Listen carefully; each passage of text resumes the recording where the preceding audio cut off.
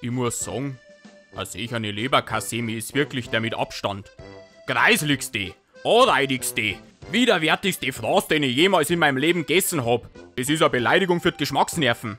Und ich zeig dir jetzt mal, was ich von deinem Stück bayerischer Kultur halt.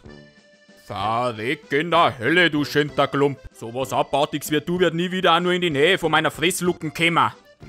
Da bist du gut aufgekommen. Kulturbanause, ich weiß ja nicht, was gut ist. Komm her, komm her, komm her, komm her, komm her, komm her, komm her. Ja, ein Gaumenschmaus. Das ist so verdammt gut. Ich brauch Nachschub. Und zwar auf der Stei. Eine geht schon noch. Nur eine. Dann ist aber Schluss. Du Gerd. Ja, Helmut? Wir haben eine Kundschaft, die möchte eine Leberkassemi. Aber angebraten. Mit Röstzwiebeln. Und einem kleinen Klecks Mittelschafen. Okay, kommt sofort. Du Helmut, hör mir mal zu, ich wollte mich noch bei dir entschuldigen. Ich hätte dir nicht so auf die Nerven gehen sollen wegen dem Leberkass.